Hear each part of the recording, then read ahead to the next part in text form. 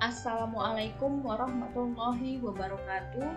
Kita akan membahas ringkasan materi kelas 12 Sejarah Indonesia selama 1 tahun atau 2 semester. Pada semester 1 terdiri atas 3 bab. Yang pertama adalah upaya bangsa Indonesia mengatasi ancaman desintegrasi bangsa. Yang kedua, kehidupan politik dan ekonomi Indonesia pada masa awal kemerdekaan, masa demokrasi liberal dan masa demokrasi terpimpin. Dan yang ketiga adalah kehidupan politik dan ekonomi Indonesia pada masa Orde Baru dan masa reformasi. Kemudian di semester 2 terdiri atas 3 bab, yaitu yang pertama peran pemuda dalam perubahan politik dan ketatanegaraan di Indonesia, yang kedua peran Indonesia dalam perdamaian dunia, dan yang ketiga adalah perkembangan ilmu pengetahuan dan teknologi bangsa Indonesia pada era kemerdekaan. Kita akan membahas sekilas tentang upaya bangsa Indonesia mengatasi ancaman desintegrasi bangsa. Peristiwa proklamasi 17 Agustus 1945 ternyata bukanlah titik puncak integrasi nasional. Pada periode awal kemerdekaan, tidak sedikit kesukaran yang dihadapi oleh pemerintah dan rakyat. Sebagai negara yang baru diakui kedaulatannya, Indonesia harus menghadapi permasalahan dari dalam negeri yang dilakukan oleh beberapa golongan. Secara umum dalam materi ini kita akan membahas latar belakang dan upaya bangsa Indonesia dalam menghadapi ancaman desintegrasi bangsa. Antara lain, pada masa revolusi fisik, terdapat berbagai pemberontakan yang terjadi di Indonesia. Antara lain yang pertama PKI Madiun, yang kedua DITII atau Darul Islam Tentara Islam Indonesia, yang ketiga APRA, Angkatan Perang Ratu Adil, yang keempat Andi Ajis, yang kelima Republik Maluku Selatan, yang keenam PRRI, yang ketujuh Permesta, dan yang kedelapan adalah G30 SPKI. Pada bab kedua kita akan membahas tentang kehidupan politik dan ekonomi Indonesia pada masa awal kemerdekaan, masa demokrasi liberal dan masa demokrasi terpimpin. Indonesia masa awal kemerdekaan ditandai dengan pembentukan kabinet guna memenuhi alat kelengkapan negara yang sesuai dengan sistem pemerintahan dalam Undang-Undang Dasar 1945.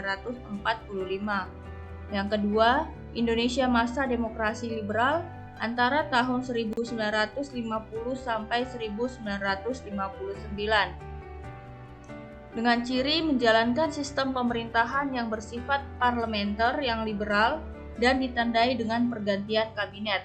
Di antaranya Kabinet Natsir, Kabinet Sukiman, Kabinet Wilopo, Kabinet Ali Sastro Amijoyo I, Kabinet Burhanuddin Harahap, Kabinet Ali Sastro Amijoyo II, Kabinet Juanda.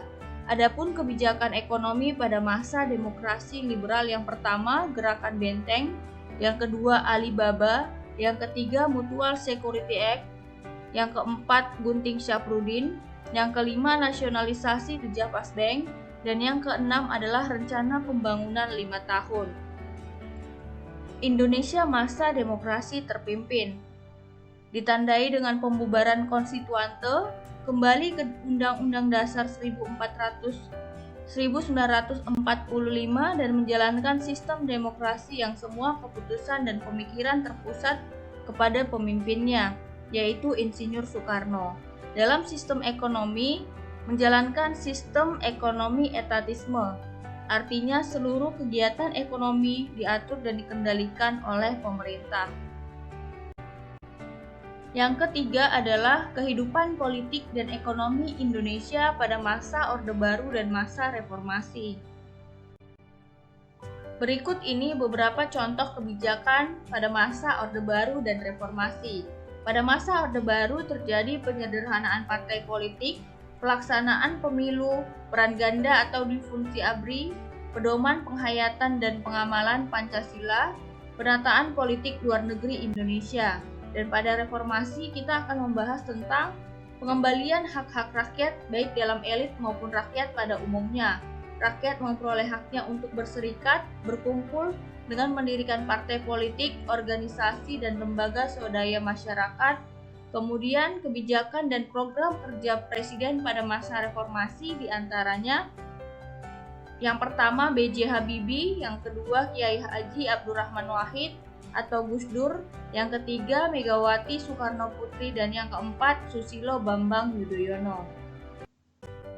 Keempat, peran pemuda dalam perubahan politik dan ketatanegaraan di Indonesia.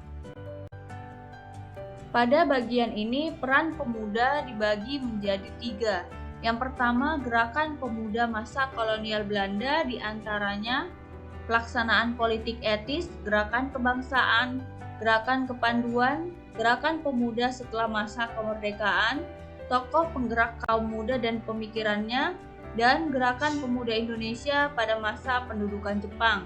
Yang kedua, gerakan pemuda setelah masa kemerdekaan, dan yang ketiga, gerakan pemuda dan mahasiswa yang mempengaruhi perubahan tata negara di Indonesia, yaitu peristiwa Tri Tuntutan Rakyat atau Tritura dan Reformasi. Berikut ini tokoh penggerak kaum muda dan pemikirannya yang akan dibahas pada bab ini. Yang pertama Dr. Sutomo, yang kedua Haji Samanhudi, yang ketiga Tan Malaka, yang keempat Muhammad Yamin, yang kelima Muhammad Natsir, yang keenam Silas Papare, dan yang ketujuh Maria Walanda Maramis. Bagian 5. Peran Indonesia dalam perdamaian dunia. Pertama, memahami makna apa itu perdamaian, genosida, dan terorisme. Yang kedua, kesetaraan global dan lahirnya Liga Bangsa-Bangsa. Dan yang ketiga, peran Indonesia untuk perdamaian dunia melalui lembaga internasional. Di antaranya, Perserikatan Bangsa-Bangsa atau PBB, yang kedua Konferensi Asia Afrika atau KAA, ketiga Misi Garuda, keempat Deklarasi Juanda, yang kelima Gerakan Non-Blok, yang keenam Organisasi Kerjasama atau Konferensi Islam OKI, yang ketujuh ASEAN, dan yang kedelapan Jakarta Informal Meeting. Bagian 6. Perkembangan ilmu pengetahuan dan teknologi bangsa Indonesia pada era kemerdekaan. Ada 5 bagian yang akan kita bahas pada bab ini. Yang pertama, revolusi hijau. Apa itu definisi dan sejarah revolusi hijau? Dampak revolusi hijau dan revolusi hijau di Indonesia. Yang kedua, teknologi komunikasi dan informasi. Pada masa perjuangan kemerdekaan, masa mempertahankan kemerdekaan, dan masa mengisi kemerdekaan. Yang ketiga, teknologi kedirgantaraan, yaitu pengadaan satelit buatan, industri pesawat terbang, lembaga penerbangan dan antariksa nasional atau LAPAN. Kemudian yang keempat, teknologi transportasi baik darat, air, dan udara. Dan yang kelima, teknologi arsitektur dan konstruksi,